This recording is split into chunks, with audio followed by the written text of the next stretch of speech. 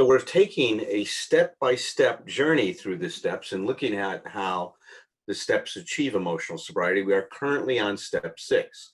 If you'd like to come listen to some of the previous meetings and catch up to where we're at, Patrick has so kindly put the YouTube link in the chat room. So you can go back there, and he's labeled everything. It's now user friendly. Thank you, Patrick, for doing that. You were messing with a lot of people's emotional sobriety when they were unlabeled. So you help people gain their balance again, Patrick. So thank you for that. And you can catch up to where we're at. And we're on step 6 tonight. And somebody asked me, well, God, step 6, we've spent now, I think this is our 6th week on step 6. Seems like such a long time. And what's the reason for that? And the reason is that step 6 is really the pivot step. We pivot from looking at what's wrong to looking at what's possible. And that's at the heart and soul of emotional sobriety. I've talked about the arc that takes place in working the steps, and we've discussed that as a movement from being completely dependent on our environment to moving more and more towards self-support. And as we ultimately achieve as much self-support as possible, we become more and more emotionally autonomous. I'm going to just talk for a couple minutes tonight. I'm going to turn the meeting over to Glenn here in a couple minutes, but I wanted to just say a few more things about my discussion last week. And so the meeting tonight will be, I'll take a few minutes here. Glenn will talk about step 6 from his perspective. And then Tom and I will be discussants tonight. Next week, Michael McGee will be talking about step 6 from his perspective. And the week after that, we will now move into step 7. So I just wanted to give everybody kind of preview coming attractions. So the one thing I wanted to talk about that came to me this last week when we're looking at aiming at the best possible attitude, it's something that Tom Rutledge and I talk a lot about in our podcasts. And that is to be aware of how we use language and how we describe things in our life. And I was at speaking at a meeting on Saturday morning, and someone was sharing about how difficult things were. And the way this woman talked about the difficulty as though it existed outside of her, that the difficulty was somehow inherent in the issue that she was struggling with, or in reality. And it got me to really stop and think a minute. That is only true, that label only becomes true if we have an expectation that reality should be a certain way. And I want to say that again, when we label something as difficult, it means we have an expectation that somehow it should be different than it is, or that I should be able to deal with it differently than I am. But instead of putting the problem out there and saying it's difficult, I think we're better served in terms of achieving emotional sobriety. If I'd say, look, I need to figure out how I'm going to cope with this one. It's pretty challenging for me. I don't have the tools yet to handle this situation. And so for me, it's difficult. The difficulty isn't out there. It's just that I don't know what to do. I don't know how to meet this situation and to digest this situation in a good way. So this is a call for us to pay attention to how we use language. And when we label something, is to really question ourselves, what does that really mean? Am I talking about reality, or am I projecting my experience onto reality? And now labeling reality as though that difficulty exists out there. So that's something I wanted to say. I think we're aiming at the best possible attitude. We are looking at our attitudes and whether our attitudes are toxic or nourishing, whether our attitudes open up new possibilities or they close things down. And what we want to do is we want to open up, keep, continue to discover new possibilities to all the situations that baffle us in life. So with that said, I will turn this over to Glenn. And Glenn, thank you for volunteering to help out with step 6 tonight. And I'll turn the meeting over to you. Thanks, Alan. Thanks for the invitation. My name is Glenn, and I'm a person in long-term recovery from drug and alcohol addiction. I'm also an author in the field. I have a book for families and friends trying to help an addict. And my newest book is called Modern 12-Step Recovery, which is a modern introduction to 12 steps, which includes psychology and a working program for the new people coming into recovery. Step 6 is about making changes in our character. Okay, that's a nice challenge. What exactly is character? And how do you go about making changes in it? What I thought I would share with you is some tangible things that you could actually work on. There are things I work on, and the result of working on those things results in a better version of Glenn, a person I think with better character. I'm just going to use 2 slides tonight to accomplish what I want to accomplish here. Here's the first one, and I'm hoping that you can see what's on there. Let's start with trying to get a definition of step 6. Step 6, as it reads in the big book, is we're entirely ready to have God remove all these defects of character. Kind of a working translation of this is, and my most Judeo-Christian friends and my most secular friends use something like this. We became entirely ready to make changes in our character. So that works because what it says is we need to be empowered. We need to be self-directed. We understand we need to make change. It's setting the table for that. That's my translation. Okay, so now we know what our charter is. What the hell exactly is character? What is it? Well, here's one definition of character: the mental and moral qualities distinctive to an individual. Okay. Here's the second one: the aggregate of features and traits that form the individual nature of a person. So we're starting to hone in here. It's still pretty broad, but we're going to work on our mental and moral qualities and the aggregate of features and traits that make us up. So that's still a pretty broad charter. What you need is something tangible to work on. What am I supposed to do to make character changes? Well, there's some helpful things that come out of the field of cognitive behavioral therapy, and they're called cognitive distortions, thinking errors that were identified by Dr. Aaron Beck and later kind of popularized by Dr. David Burns. And these are common thinking errors that people with depression, anxiety, alcoholism, codependency, kind of common thinking errors that people make. And if you can learn to recognize these things, it helps you interpret things better, day to day, living life on life's terms. And what the product is a better character. So what I wanted to do was share these list of things with you just briefly. These are things that you can work on day to day. Now, let me tell you, you don't have to copy these down because I will give you a link to a website. It's the website for the book, Modern 12-Step Recovery. But on there, you can print these out as excerpts from the book as part of a step 4 process that leads you through this.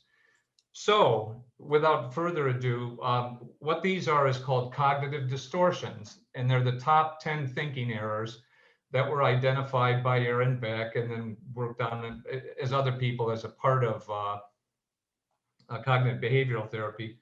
We're going to go down this and I'll just give you some examples. See if you can see yourself in some of these. When I'm done with this list, I'll be done with the share. And then I'll post in the chat where you can get this list from. Okay, number 1, all or nothing thinking, thinking in extremes. Life sucks, just life sucks. And so you address everything in life with a good life. Life sucks is your opening thought, and you interpret things that way then. Number 2, overgeneralization. This came out of their research. Okay. You have one experience at auto repair. Auto repair is one of my favorites. You have a bad experience with auto repair. So from now on, all auto repair is bad. And all auto repair people are cheats and thieves. And I have a great respect for the occupation, by the way, but that's an example of it. Number 3, mental filtering. You just hate your boss, you know, and you obsess about your boss all the time. You forget you got a great job. You love your cohorts. You love your work, but you sit around obsessing about your boss. And, you know, it's obvious what you're doing there. You know, you're trying to, you make it about yourself, you know, that one relationship. Disqualifying the positives. You can't even take a compliment. Oh, hey, Glenn, that's a nice shirt. And I'm thinking, you know, I wore nice shirts yesterday and the day before, and that son of a bitch never said anything to me. You know, so, you know, you can't even take a compliment without looking at something stinky in it. Number 5, mind reading and fortune telling. You know, I know she's going to break up with me. And that comes out of, you know, self-esteem and other things, but you're just jumping to conclusions without any supporting facts. You're dealing in a virtual. Number 6, catastrophizing or magnification. A good one there is, I relapsed so I can never be sober. Or I've relapsed into my codependent behavior, and I'm always going to be like this. I'll never be able to get out of this. Number 7, emotional reasoning. I feel stupid right now. I must be stupid. It's a, you know, a case of generalization. Number 8, shoulds. You know, my kids should always listen to me because I'm their father. I don't have kids, so I'm not very good at that one, but that's a good shoulds. That's called shoulding all over people, by the way. Number 9, labeling. It says right on that one, you know, I'm a loser versus I made a mistake. Somebody tells me, Glenn, you're not right about that. And the fact is, I wasn't right about it, but I label myself as a loser. And last, number 10 is personalization and blame. You know, I should be able to stop my child's drug use. You know, I'm at fault. It's not very objective, but it comes out of that. So those are the 10 things that were originally were a product of the research of Aaron Beck, and like I said, popularized in some books. There's a book called Feeling Good, and that's what I wanted to share with you this evening. And really, the topic of discussion that I would put on the table is perhaps things you're working on to improve your character. And again, I will post this. I will post a link to this where you can get this list. It's part of a modern step 4 process that you'll find on this website. So that's what I have to share with you. Thank you, Glenn. Okay, is my partner in crime here, Tom? Or did you fall in another duck pond tonight? No, tonight I fell on my back porch. It's like, so it's Thursday nights are getting dangerous for you. I'm a little nervous about Thursdays. I've overgeneralized that Thursdays are bad. Thursdays are dangerous. Glenn has helped me with that. You know, I just want to be really. I thank you, Glenn. I love that. I love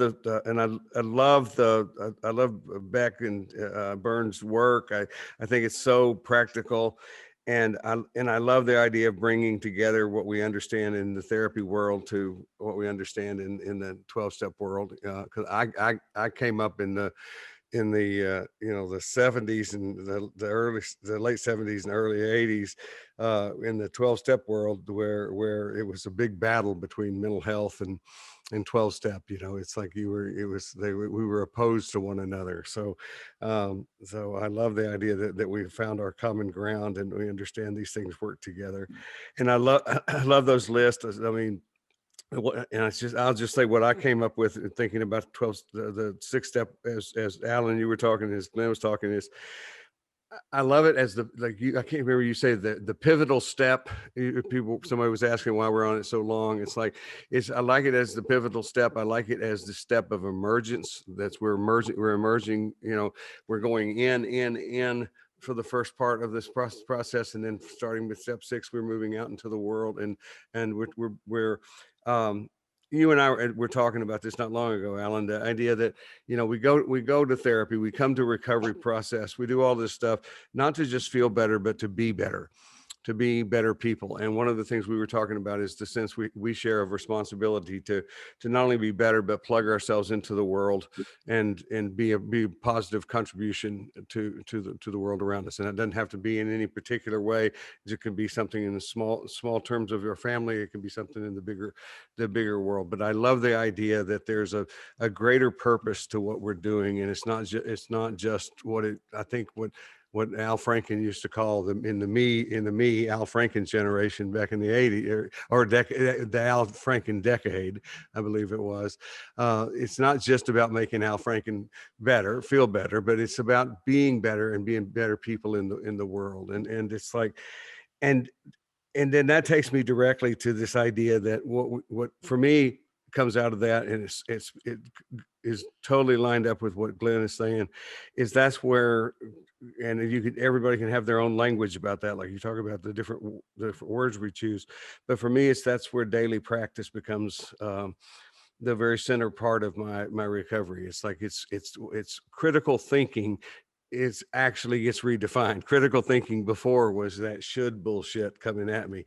Critical thinking now is actually checking myself out, listening if I'm making these mental errors, generalizations, all or none thinking, making assumptions, reading people's minds. And that's a part of my critical thinking these days, is that wiser part of myself checking me. And I'm not saying overly so, not just becoming OCD about it, but just checking me and helping me.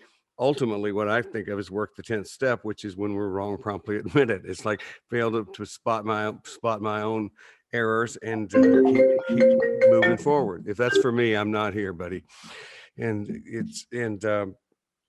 that I love that, and I love that what we're doing with step 6 is we're coming back out into the world, and we're transformed in a lot of ways. And the best parts of me are still there, but there's a whole lot of good stuff that we've all worked on to build into who we are as recovering people. And yeah, I have no eloquent end to that. It leaves me thoughtful. I appreciate what you said tonight, Glenn, and definitely encourage people to look at your books, because especially your other book, Stop. I always do a commercial for that. That's a wonderful book. Very good book. Mm-hmm. Well, let me jump in here, Tom, and let me say a few things. So I always want to, when we talk about these things like cognitive distortions, is let's put it in the same light that we put character defects in. So we talked about how that might be one of those cognitive distortions.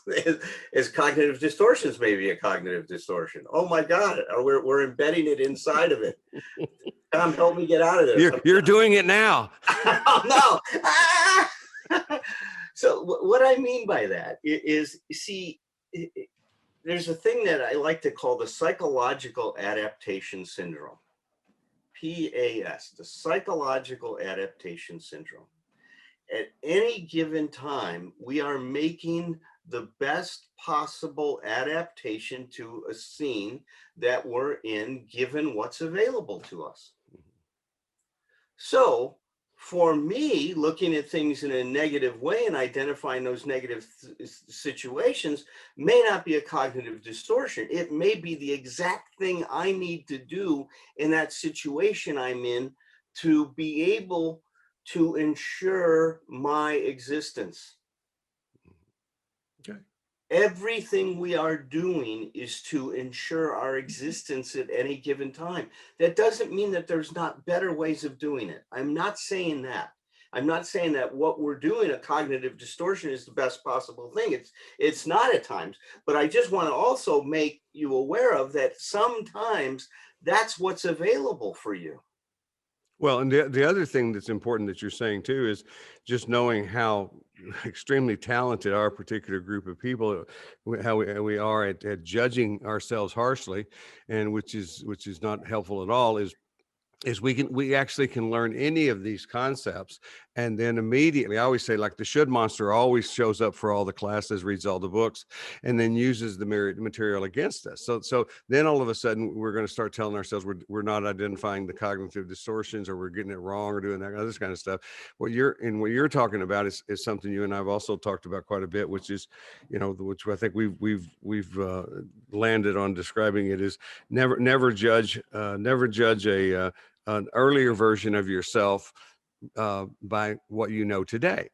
Yes. It's like, it's never fair. It's like, I don't care if it's yesterday or 8 years ago. It's like, it's not fair. We have to have compassion in order to learn and grow. So compassion doesn't mean let ourselves off the hook. It may mean pretty good, tough love. Like, come on, buddy, you can do better than that. But it's like, it has to be compassionate. And what you're describing involves compassion. It's like, I don't need to just judge it. And see, and the pivot we're taking here is now saying this is about finding a way to show up and how to think about things in my life, how to challenge myself in my life in a way that's going to be self-affirming, life-affirming. That's the goal here, is we're now moving towards a whole new attitude that's life-affirming. We're moving away from toxic attitudes, toxic behavior, things that kept us from realizing our full potential. And we're moving towards things that are going to open us up to new possibilities. So when Glenn points out one of these things, it is not for us to go, oh shit, look at how messed up I am. It's to say, if this is where I'm at, what I'm challenging you to do is project to the other side. What's the opposite of that? What does the opposite of that look like in your life? See, that's what we're looking at. And understand that stuff is going to be on a pole. And some of the stuff that we might label as bad at certain times may actually be helpful. So we've got to watch our characterization of these things. We've got to be careful because, sometimes kindness can be a cruelty. Let's face it. Right. Well, yeah, and that's what I'm talking about when I'm saying, for me, changing the meaning of critical thinking for me is where this comes in, because the critical thinking here is done proactively, and it's done, and I love your characterization, going from closeness to openness, and openness takes us to new possibilities. It's like, as I'm working on the book that we're working on, one of the main concepts I keep in my mind as I'm working on that is the stuff you say about new possibilities, because that's what, if we were going to nutshell, in different ways, emotional sobriety, it is being open to new possibilities, and it is a constant state of learning. And so I like the idea that I'm not going to be overly kind to myself to the point of letting myself off the hook. I'm going to be critical of myself, but in a productive way. And that's what I hear you talking about. Yeah, it is. And, and one of the things that we look at, and I was trained as a Gestalt therapist. And so we look at what we call futile self-improvement games. And I love these things. There's a list of them in 12 Stupid Things. So if you want to look at how some of these things show up in terms of recovery, I put some of them in there. But a big one for all of us is playing this game of, if I beat myself up, I am taking responsibility for what I've done wrong. Yeah. That when I, put myself down, punish myself, then somehow I have now paid my penance for what I've done, and I'm somehow absolved of the situation. Yeah. And what Tom and I are so adamant about is any experience that you have in your life, and especially those that are incredibly painful, have such a wealth of information to them. They can tell you so much. And oftentimes it's such a challenge to unpack those things because the pain is so great. And this is where we talked about in step 5, having that enlightened witness in our life. A good sponsor, a good therapist, a good friend, whatever it is this person that can sit with you in that pain and start helping you digest it, so that you can take from that pain that'll grow you and let go of the rest. I mean, that's the process we're looking at. Take what you need and let go of the rest. Take what will grow you and help you become what you can be, and let go of the rest. That's the process that we're looking at here. So Glenn, thank you so much. I love what you've done in your work and the contributions you're making to people in recovery. It's very, very, very thoughtful. Your stuff's always thoughtful and your stuff is always welcome here. Thanks, Alan. Yep.